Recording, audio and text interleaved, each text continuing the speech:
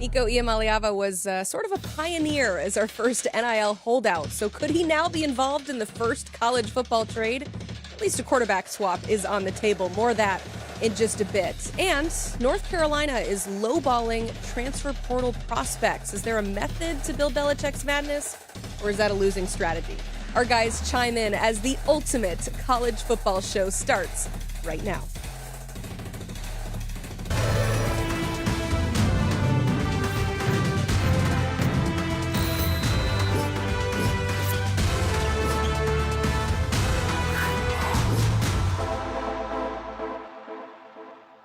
Welcome into the Ultimate College Football Show. He is our former Power 4 General Manager, Smoke Dixon. I am Emily Proud. We have an absolutely loaded show for you today. I mentioned some of the things that we're going to talk about, but what are you most looking forward to on today's show? You know, you said Power 4 GM. So whenever we can talk about two classes away, the 2027 preview class, yeah, I'm fired up. Just because I can set that portal table, I can set my recruiting table, and I know exactly what's down the pipeline.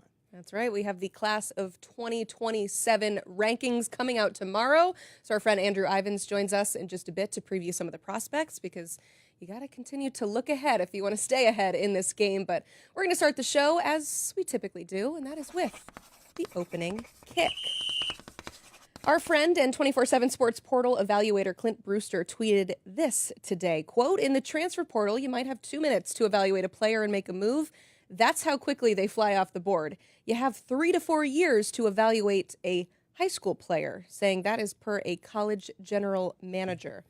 Smoke, you hear that and think what? Amateur hour. Ooh. Like, come on. Yeah, to make a decision on if you like the prospect, but you should already have information on that prospect. We talked about our poach board. I'm sorry. Anticipation Here we go. Because we don't do that. No. But if you really and truly understand your team, you should always know what your wants and your needs are, your strengths and your weaknesses are. So, case in point, if your weakness was defensive lineman, you should have already gone through every FBS board, every conference board within that you can actually make that transition on, and know who those players are. So when those players do come across your desk, as their names get formally in the portal, yeah, you already have a decision on when you're going to bring that prospect in, and you already know what that OV is going to look like. So that's not a valid complaint necessarily. You should be ready. More than 2 minutes to evaluate a prospect, right? Knock it off. Yeah. That is just bad behavior. I gotcha. Enough. Okay. Well, speaking of portal prospects, one is officially off the board, and that one is the number one transfer portal prospect. Nico Iamaleava is transferring from Tennessee to UCLA. That is official. He said in a post on Instagram, quote, "This decision was incredibly difficult and truthfully not something I expected to make so soon. The Bruins are coming off a 5-7 debut season under first-year coach Deshaun Foster. So what do you think of the fit for Nico and the Bruins?" I love that fit for everybody. I mean, everyone's winning. Culturally, you bring a kid back home to be able to recruit that area like you want to. And when you get into just the understanding of what they want to do on offense with Tino Sinceri, coming from Indiana, operating that RPO world, where now you're allowing Nico to use his skill set to his advantage. You're giving him an opportunity to make a first level and a second level read. Then his athletic ability can truly take over. And you're giving him options. Because when I studied the tape last year of him at Tennessee, yeah, it was either one side of the field without an outlet, and then you saw a young man's feet all over the place. Yeah, that's something that his dad said through the media as well, is that it wasn't necessarily about money. It was something they were looking for, a new system for Nico, and now he has found it with the Bruins. And the dominoes continue to fall in the transfer portal, which is why we need to bring in our college football insider, Matt Zenitz. And one of those dominoes is what happens with who was the current quarterback at UCLA, Mr. Joey Aguilar, who transferred from App State. And now it seems like he's hopping in the portal. So what schools do we need to keep an eye on with Aguilar?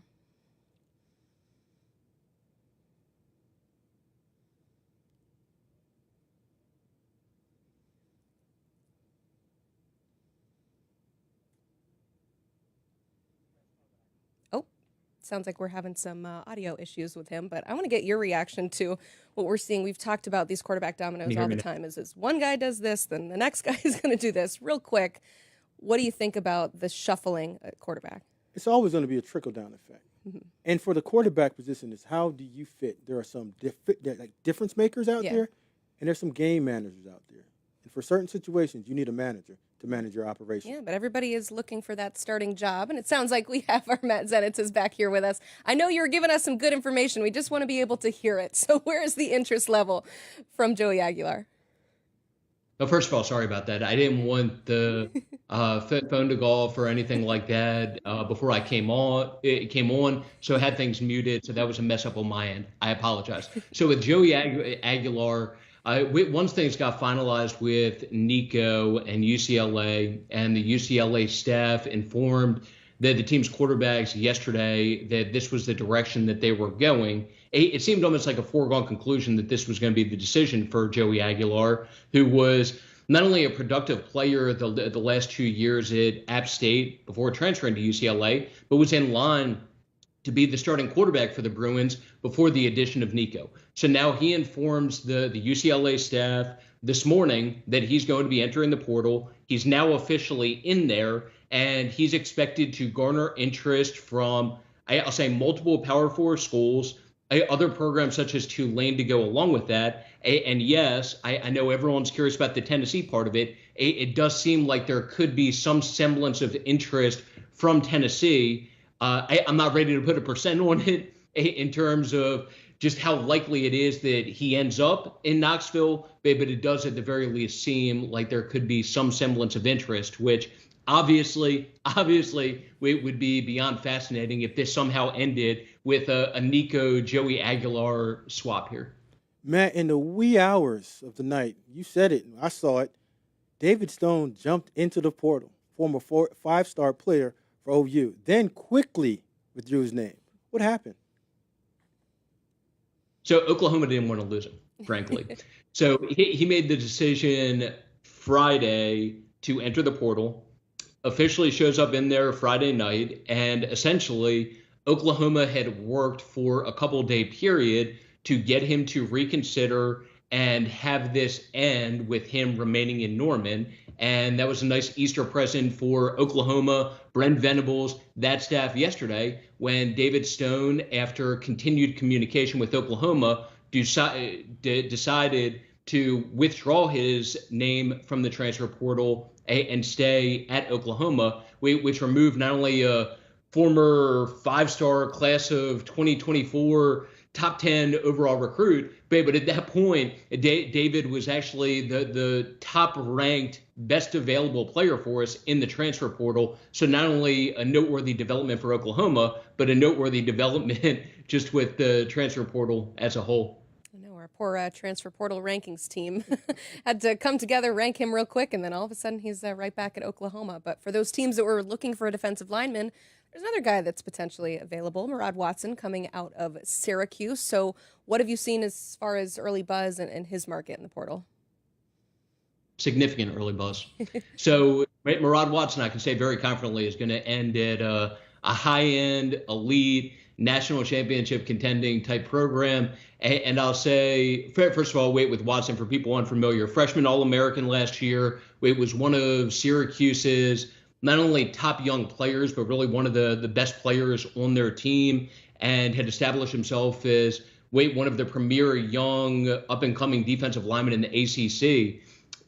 He has garnered significant interest now, and Texas is expected to be among the top contenders for him. We'll see if a school like Ohio State ends up being in the mix also, but Texas has definitely been one of the popular early teams coming up as a potential place of interest for Murad Watson, who has become now, with some of the recent developments, our new number 1 ranked available player in the transfer portal. Matt, we talked about the quarterback carousel, and it's a trickle-down effect of all quarterbacks. We saw Stephen Angeli jump in the portal after battling out in a 3-way battle with C.J. Carr and Kenny Mincy. What's the latest news on him? So he's taking his first visit actually today. So Steve Angeli was Riley Leonard's backup last year, got in during Notre Dame's playoff game against Penn State for a series late in the first half, where ended up going 6 of 7 for 45 yards, and impressed people with just what he showed during that drive. Overall, the last couple of years, had something like 10 touchdown passes, only one interception, a completion percentage around 75%. So showed some flashes and ability in limited action during the course of these last 2 seasons, and was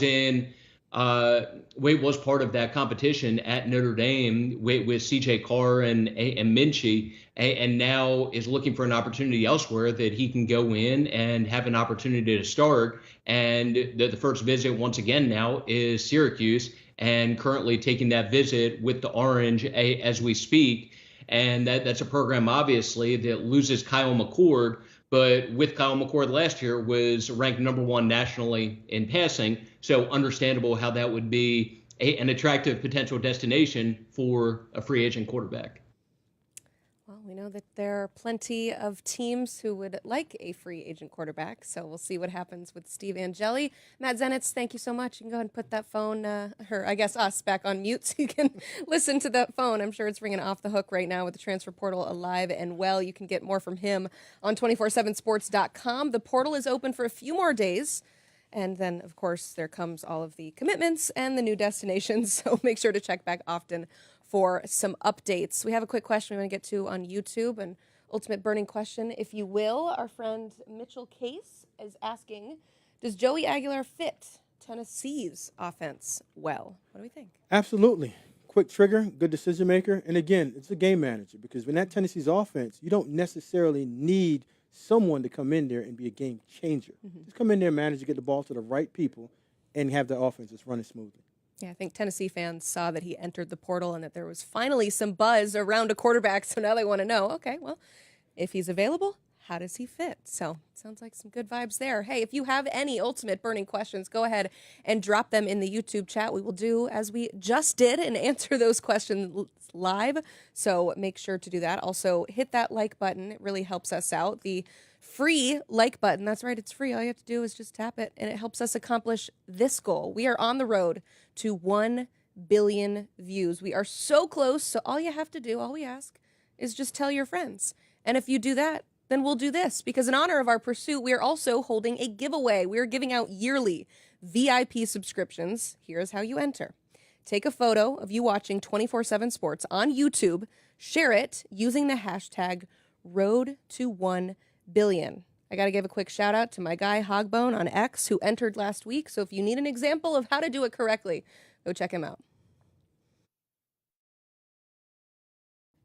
So Bill Belichick was hired on December 11th, which is dead in the middle of the winter transfer portal window and just days after the early signing period, which means that the spring window is when we expected Chapel Bill to really do most of his work, which is, yes, right now. So for today's College Football Confidential with John Talty, we're taking a look at what the 6-time Super Bowl winning head coach is currently up to in this spring portal window. So let's welcome on John Talty himself. And John, you wrote about this subject a few days ago, and something that you said really stood out to us, which is that it seems like Bill Belichick and Michael Lombardi are lowballing some of these prospects. What did you mean by that, and where have we seen that?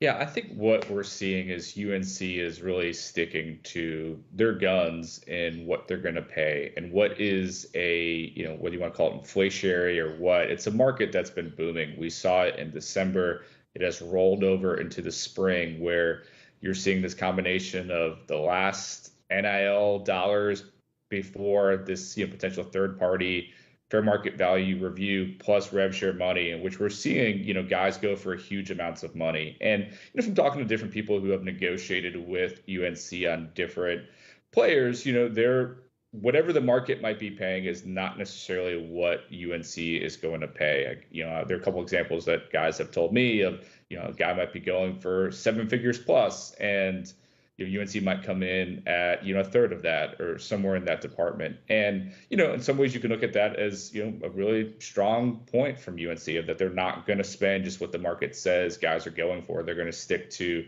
their model, which was, of course, worked on for many years in the NFL. The flip side, and of course, agents are going to try to drive up value as much as possible. They're saying, hey, these guys don't maybe fully understand what this market is right now. They think they can spend this, but it's really going for that. And they're going to miss out on some of these guys just because they don't want to pay up to that amount. So it's a really interesting look in which we're seeing some schools just throw around wild amounts of money And UNC is really not doing that. I think they're sticking more to what they think is their formula, which has worked. They've gotten some really good players, but they're also going to miss out on some guys where they're just not willing to spend up to that level on them. John, I agree. Sticking to your guns and sticking to your value chart makes sense to you right now, but none of us truly understand what the market is at any position. We're just all making it up as we go along. So my question to you is, how are they going by setting up their value chart for the players that are currently in the portal that they're trying to get over to UNC? I think that's the hardest part of this, Smoke, is that, like you said, no one really knows what anyone's value is. And I think one of the trickiest parts about this, current environment is you'll have players coming to you saying, guys that you want to retain that say, hey, I got an offer for X amount elsewhere. And you have to make that determination of, is that a real offer? Is that a fake offer? Do we spend as much as that alleged offer? Do we call their bluff and say, hey, if you can get that, go elsewhere? Every kind of personnel department right now is working on that. I think we've seen, and UNC is not alone in this, people taking somewhat of what has worked in the NFL. You break down the percentages based on different positions. We've seen that kind of, happen throughout college football right now, where you might devote 20% to QB and down the line. But I think it's hard right now because they're coming into a situation where there's a lot going on. As I talked to Michael Lombardi earlier this year, in which he said, hey, we didn't have some of these pre-existing relationships, so that makes it harder to try to get up and go in, especially in the December transfer period. So now you have a little bit more knowledge, you have a little bit better sense of the market, having been in it for a few months, but it's still new to some of these guys. And I think it's still kind of an evolving thing of, here's what we want to do, here's what the formula that we've based off works out as, but also, we might have devoted $1 million for this position and one guy's asking for $1 million. So where's that give and take? And that's what I think they're going through and what other schools are going through right now too.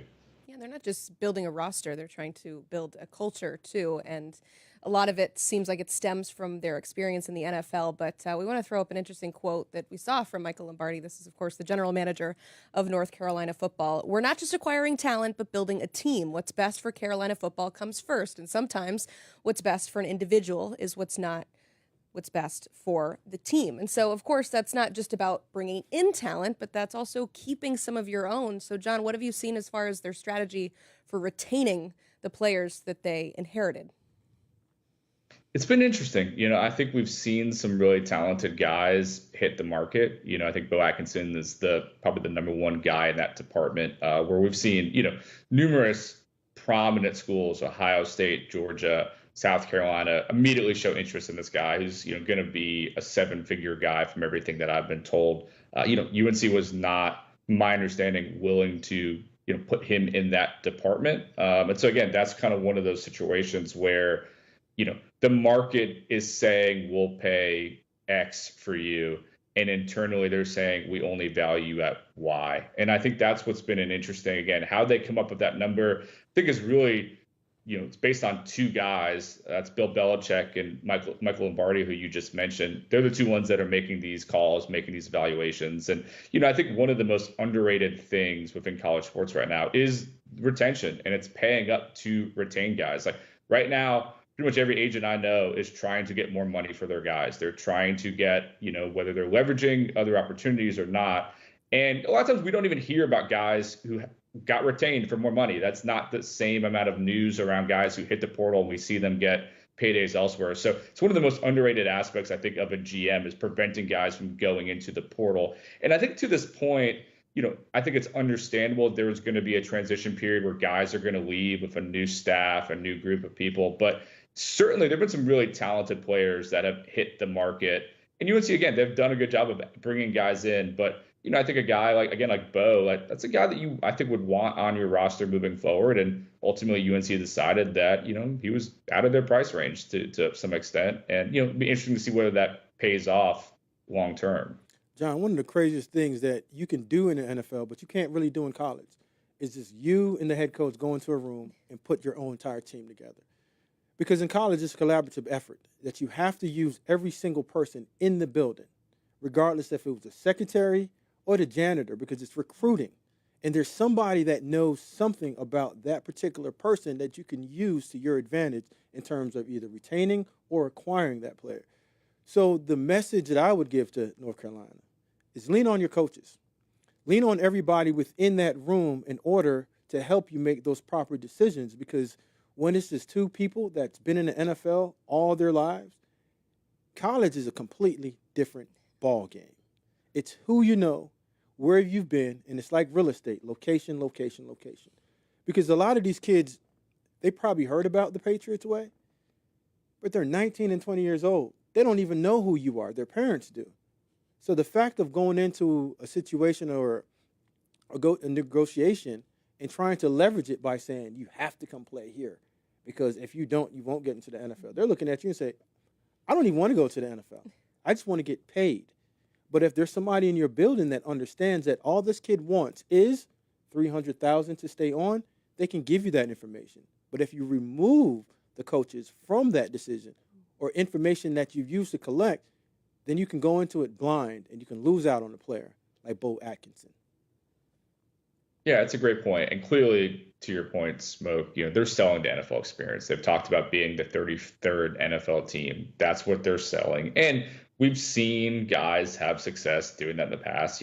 We all know Bill Belichick and the guy above my shoulder, Nick Saban, have a very close relationship, work together in Cleveland. Nick Saban was able to sell that for a long time at Alabama. And even, when he got into the NIL era, which he was, I think, uneasy about, was able to sell the long-term plan of, hey, that's some money, but the long-term big money is in the NFL, and that's what you should be working toward. And got guys to take the quote-unquote Saban discount to play in Tuscaloosa.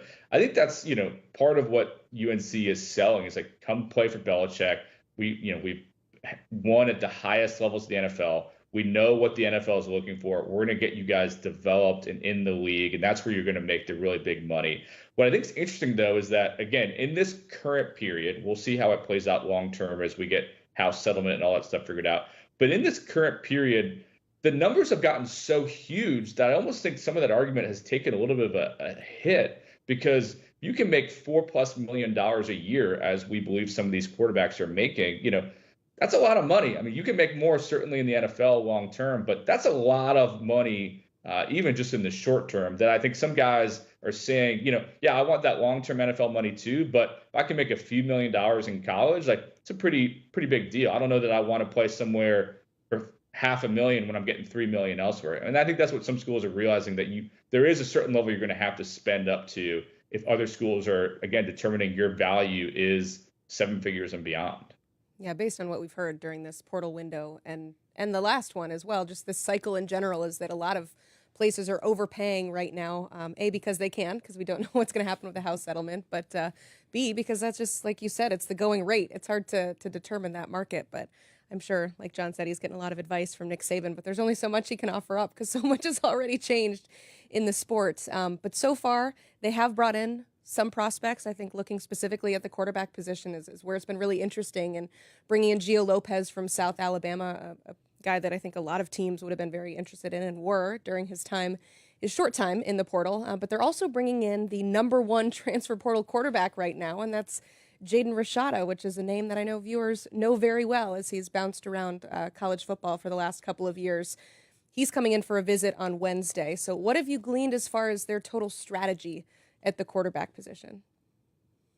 Yeah, I mean, they had such an interesting group in which you had Max Johnson, who started the year last year, had this devastating season-ending injury game 1. We'll see kind of what his health is going to be like for next year. You brought in a guy, Ryan Brown from Purdue, who has since kind of, bounced back out. But, they've wanted a guy who can compete for the starting job all spring. They've been pretty quiet about it. And of course, blew up once Gio Lopez went into the portal and everyone kind of knew he was going to be headed to UNC. But they've been quietly evaluating guys for a while. And from what I've been told, like, they want people who can legitimately compete for the starting job. So the first guy they added is Gio Lopez. They've been on him for a while. Again, it's kind of the world we live in. I'm sure they used a intermediary, but like, we know that there's been some mutual interest and contact there even before, of course, he went into the portal, and then he quickly, went to UNC. He's a guy who's going to be able to compete for the starting job. But even after they added him, they're still bringing in Jaden Rashada, who was a highly regarded high school player, signed with Florida, There was a lot of drama there, which I think has been well established at this point. Went to Arizona State, started a few games there, and then it's kind of been bounced around a little bit. Went to Georgia, was a backup there.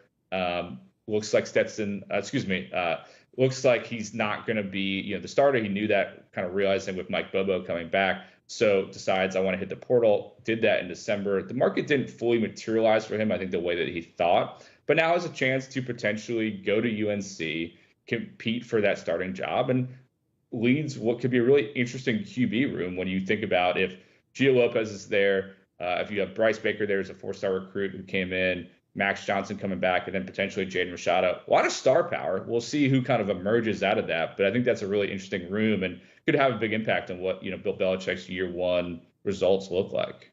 Yeah, I actually like this formula. And I'm always big on stacking the quarterback room with talent, but also stack it in a way that it can grow.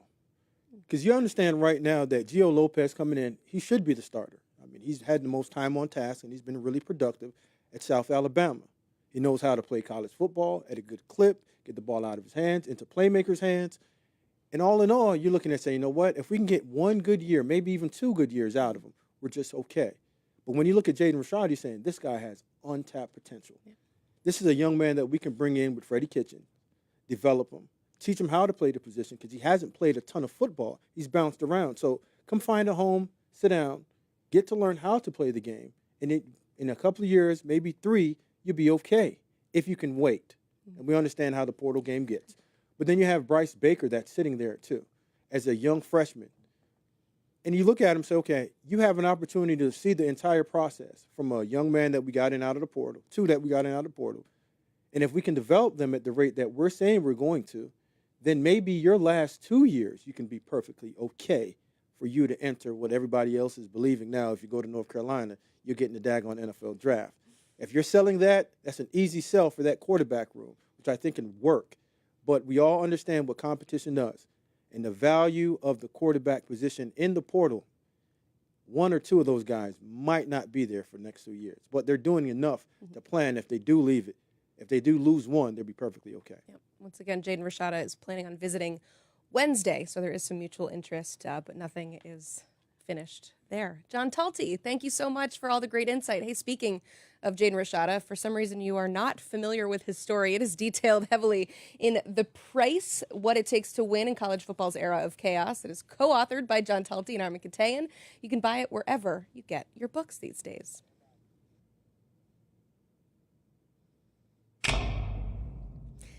Not just about transfer portal recruiting. It's, of course, about high school recruiting, which Bill Belichick and company are trying to do some work there, looking at the future. And we're going to look at the future in the 2027 class. So before we talk about some of the guys, I just want you to lay out from a general manager standpoint, why is it important to start looking at 27 guys right now? One of the most undervalued things that a general manager can use is forecasting. And that's understanding what your roster looks like today, but also being able to project it down the line and knowing what's on the come in high school football. So now when you are setting your board in the transfer portal or your 26 board, if I do lose out on, say, a quarterback, that the 27 class is rich in quarterbacks. So we can lose out on one, get one in the portal just to give us 1 year, but we know that we have plenty of options in the 27 class. So it's forecasting, stacking your board the proper way, just so when you make that decision, you're not getting hit on the blind side and not knowing what's coming. Yeah, well, we definitely care what's happening in the 2027 class because tomorrow the official rankings, the initial rankings, I'll call them, come out for the 2027 class on 247sports.com. And so to introduce us to this brand new group, let's welcome in our Director of Scouting, Andrew Ivins. And we're going to roll through some of the prospect names you need to know, and then we'll kind of do what Smoke said, which was look at the position groups and the strengths of this group as a whole. But let's start with Texas offensive tackle Kennedy Brown. Why is he a prospect that we need to know? Well, he might have the longest arms we've ever come across, right? We've gotten measurements that say 38 inches. We've also gotten 36 and a half, 7'3" wingspan. And when you look at Kennedy Brown, you can tell he's got some vines for his arms. I think he's got the best best tape of all the offensive linemen here in the class of 2027. He can get out of his stance, powerful in the upper half, engages multiple defenders on each rep, climbs to the second level, just kind of everything you want at this stage. And what's really exciting about Kennedy Brown is the fact that he just turned 16 years old. So he's under 6'4" right now. We think he's going to get much bigger. Dad's a big dude. And I think this is going to be a fun recruitment to track. Steve Sarkisian in Texas, they've invested so much into the offensive line in recent years. You also got Texas A&M right there. And hey, the Lone Star State is going to have the most representation in this initial top 247. And Kennedy Brown is the best of the bunch. Andrew, or Coop said I can call you Drew now. Is that okay? Since we got That's that. Absolutely fine. Now we got our bromance going.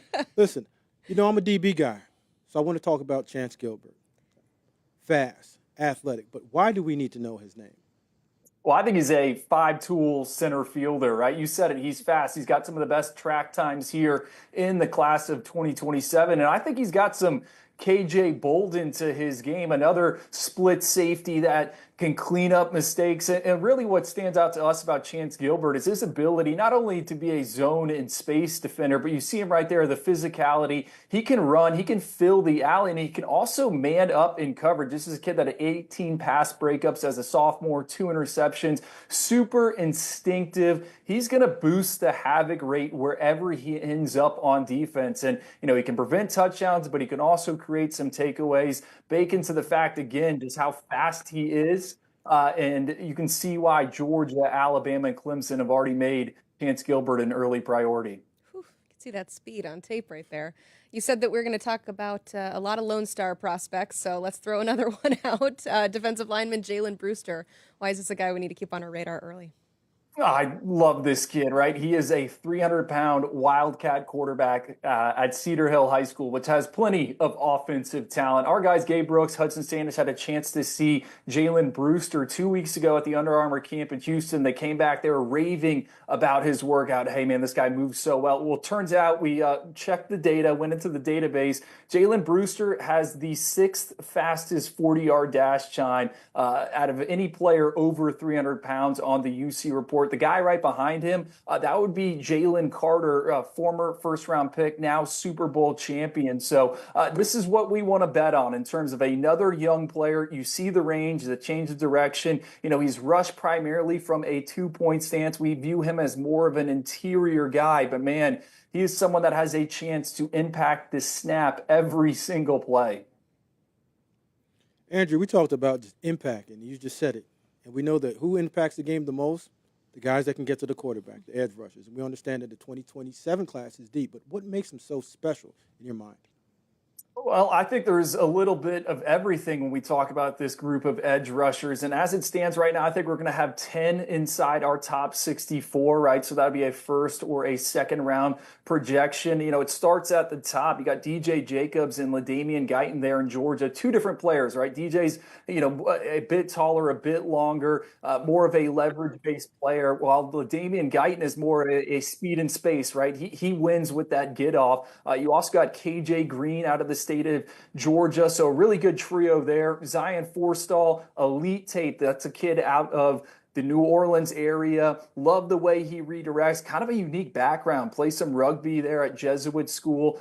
Something we have not seen. Liked him in the camp setting. You go to the DMV, right? Smoke your backyard. Anthony Sweeney. I think he has a chance to be maybe the best we've seen out of that area since Dylan Stewart. That says a lot. Sweeney played some running back as a true freshman. Settled in as a full-time defender. Just love how he finishes with authority. You also got Alabama commit Chicken Grayer, 21.5 sacks this past season. His motor runs hot. And then you go to North Carolina, Rashawn Stewart, 26.5 sacks as a sophomore. So they all come in different shapes and sizes, different skill sets. But the biggest thing is they get to the quarterback. Now you guys are saying that it's important to get to the quarterback, but we got to get to the quarterback conversation in this class because I want to know who some of the top prospects are. Elijah Haven is somebody I'm sure at the very top of that list, but overall, who are some names we need to know?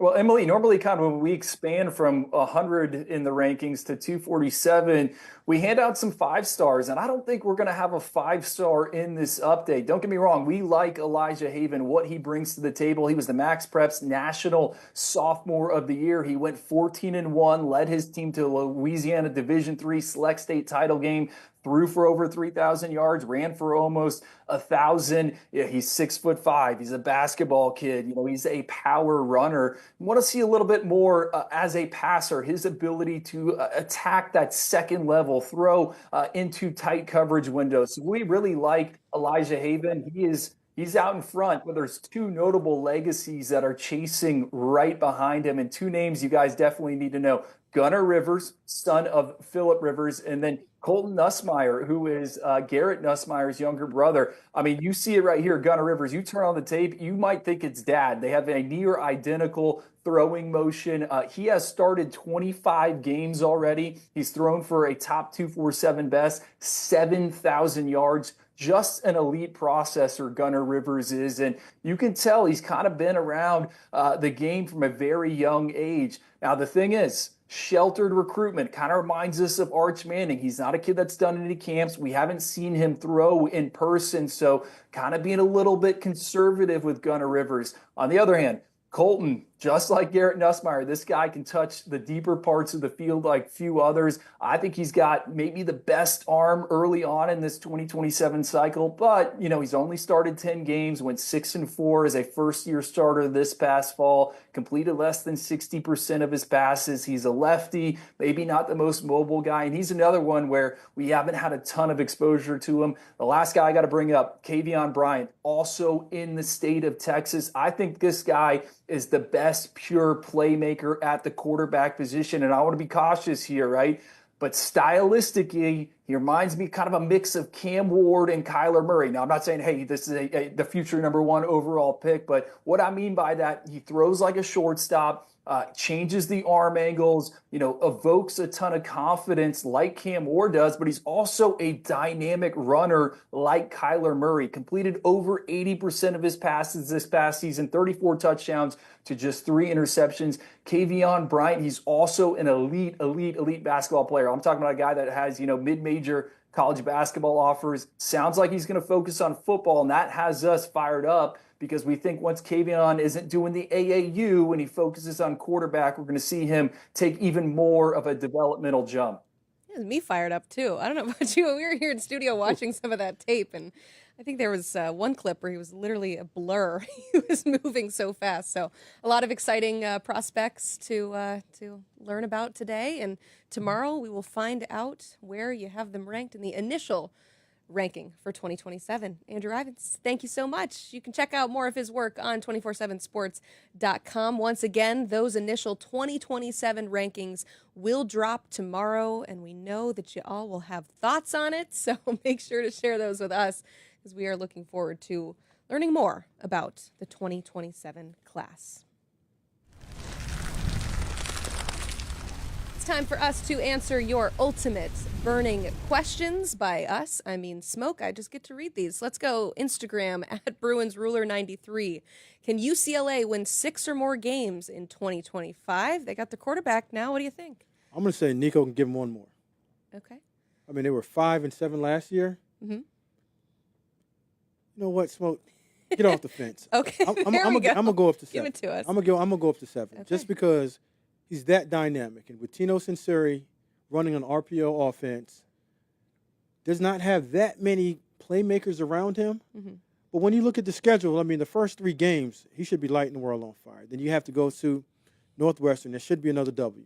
But then you got Penn State. That's when Nico's going to have to show up and play. At Michigan State, I think they can get that W. Then you got to come on home to Coach Loxley at Maryland, where he's going against J Mart, potentially. Yeah. Old guy that transferred it from UCLA over to Maryland. And, that back end of the schedule, Washington, SC, we don't know what that's going to look like. Nebraska, you can find one way to get one of those guys. I mean, they were close last year to getting 7. Yeah. So I think with a better playmaker and a better quarterback coming over, first year in the system, but Tino's going to bring something a little bit different.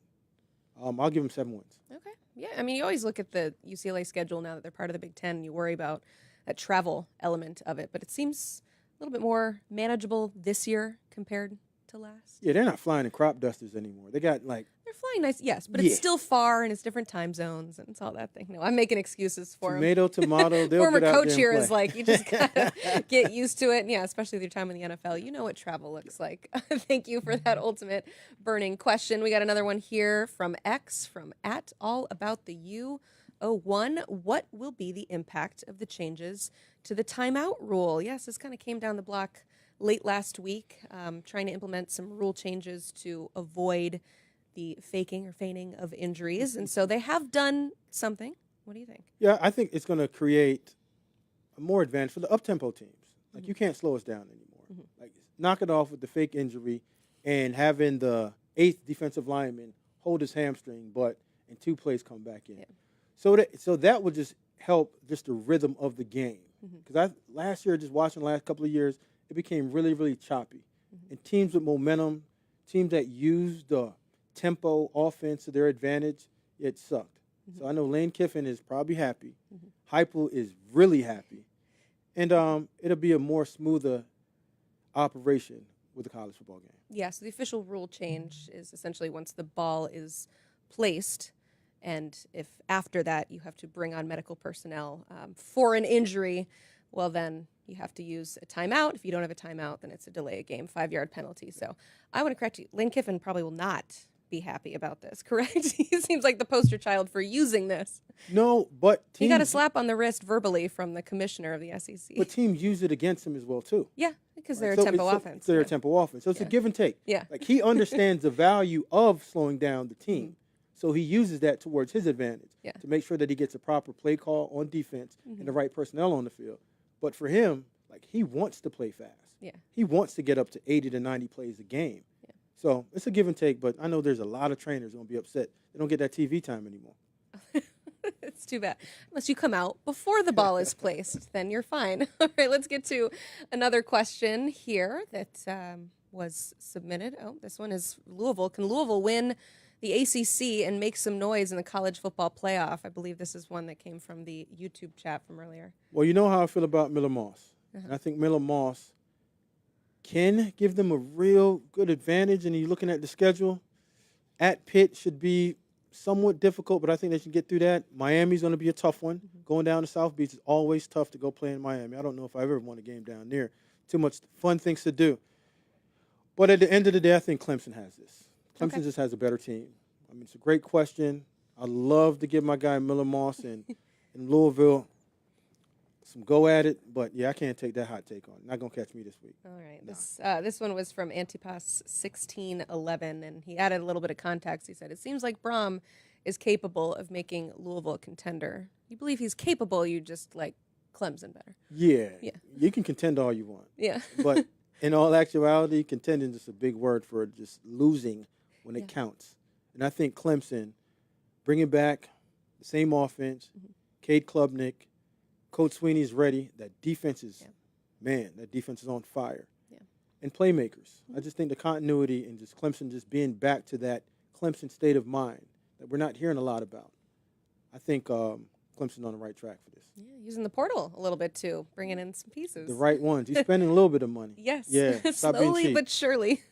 All right, we got another question from YouTube, which thank you so much if you're watching us live. If you could go ahead and hit that like button, that would make us very, very happy. It spreads the word and tells people to come join us in the show. Then we get more questions and we get to have some more fun. So let's answer this one from Tyler Chambers. Should UCLA unretire Troy Aikman's number 8 for Nico? Man, these retirements and unretiring stuff, at some point we might be playing with letters. We're going to run out of numbers, yeah. Yeah, we're going to start playing with but letters. Troy Aikman's number. No, leave that alone. Okay. I think Troy is rare air for what it is. And once you retire a player's number, go ahead and just go with it. That coming out of retirement, just Nico, find your own number and just do your own thing. And again, if I'm Nico, I want to go away as quietly as possible. I want no part of anything to do with being compared to one of the greatest quarterbacks in the history of in the history of football. Forget college, just in football in itself. And to live up to that, you already have your own expectations of going in the second coming of who's supposed to save Smoke's career out there in UCLA. Now you're tying in Troy? Nah, knock it off. No. Bad behavior. take whatever number they give you. Go with number 1. Yeah. And call it a day. Yeah, we didn't see him try and wear the 16 at Tennessee for Peyton Manning, so just leave that alone. Blaze your own path. Leave it alone. Leave it alone. Well, thank you for those ultimate burning questions, and as always for tuning in. We have some exciting things that are happening on the 24/7 Sports YouTube channel. Yeah, commitments, because Commit HQ is up and running. So stay tuned for the commitment of cornerback Caden Harris. He is the number 92 overall prospect in this class. His finalists are as followed: Auburn, Notre Dame, Georgia, Mizzou, and Vandy. You can watch that commitment live next Tuesday, the 29th. But before then, we got a couple more of these shows, the ultimate college football show. Thank you so much for watching today, and join us every Monday and Wednesday right here on the 24/7 Sports YouTube channel.